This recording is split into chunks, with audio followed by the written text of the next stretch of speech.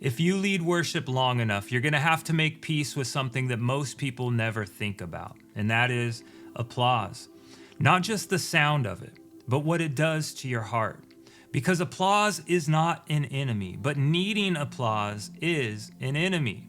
And the moment that applause becomes your fuel, your leadership quietly starts to shift from service, something that you're bringing to offer, and it shifts to survival, something that you need, something that you're trying to get. And here's what makes it so tricky is you don't wake up one day and decide, you know what? I want to be addicted to affirmation, right? It's more subtle than that. It happens in inches.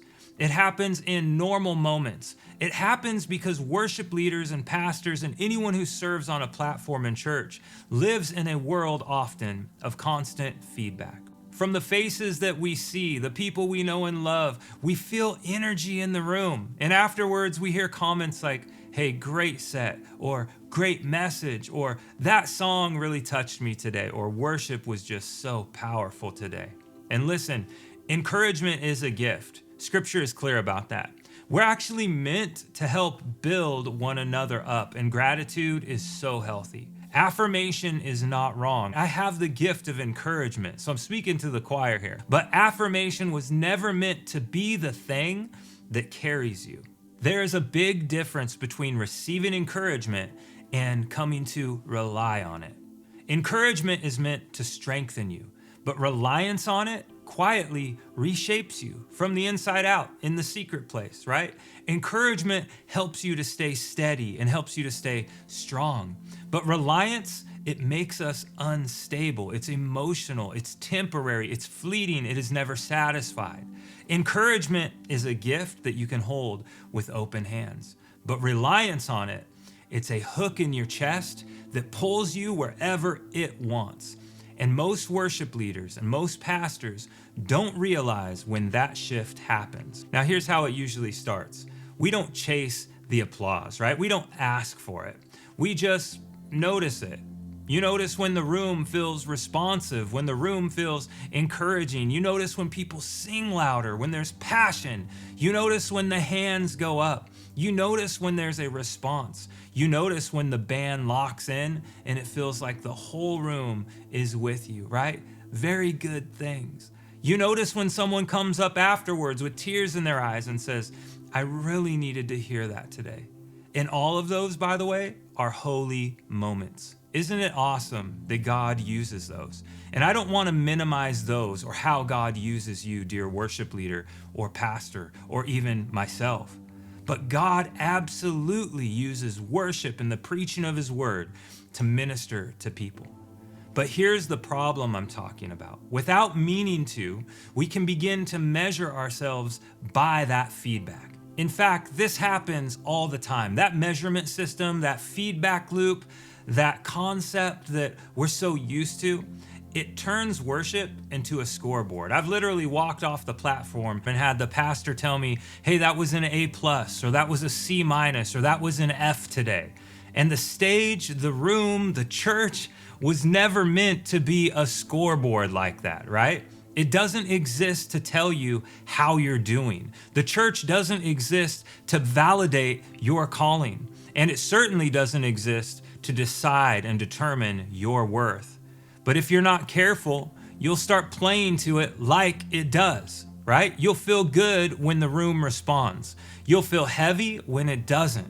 You'll feel confident after a very strong Sunday, and you'll feel questioned after a quiet one or one that didn't meet your expectations.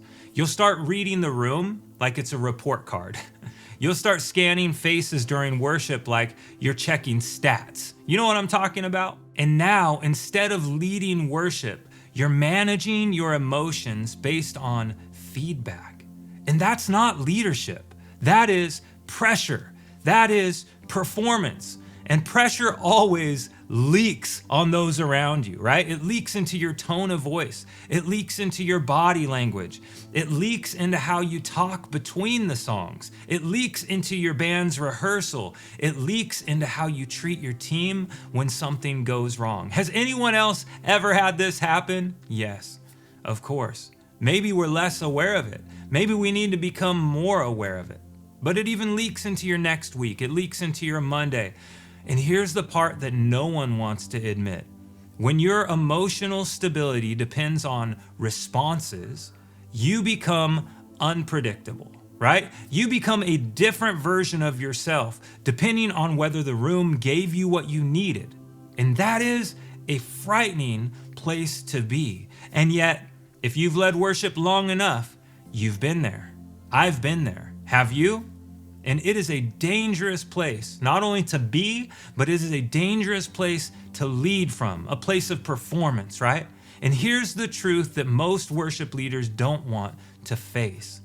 If you need applause to feel okay, then you're no longer leading from freedom. You're leading from hunger. You're trying to get something. And hunger will always start asking for more. And when I say hunger, I'm not talking about good hunger, hunger for God. I'm talking about hunger for approval, hunger for applause, hunger for more response, for more volume, for more affirmation, for more moments, for more people telling you that was incredible so that you can feel good about yourself. And before long, you're no longer asking, was I faithful? You're asking things like, did that work? Did that land? Your win is not found in feedback. Your win is found in faithfulness and sacrifice and service. Let me say that again. Worship leader, pastor, volunteer, ministry leader, whomever. Your win for your call, your win for God's approval is not in feedback. Your win is in faithfulness and in service. Faithfulness when the room is quiet, right? Faithfulness when the response is small. Faithfulness when no one says thank you. Faithfulness when someone else gets to shine their light. Faithfulness when you don't feel on, right? Because worship leadership isn't about winning the room. Worship leadership is about serving the room, serving the people. Come on, Jesus said this so good. He said, I didn't come to be served. I came to serve. That is the heart. That is the attitude that we should be chasing. That is our target. And serving is different than performing. Performing needs a reaction. Serving doesn't. Serving says, I'm here to help you see Jesus, not I'm here to see if you like me. Two different things, right? Serving says, I'm going to be faithful with what I was given. This is where having the mindset of a warrior matters. A warrior doesn't fight for applause. A warrior fights because it's the right fight. A warrior fights because there's something worth protecting. A shepherd doesn't count sheep to feel validated, does he?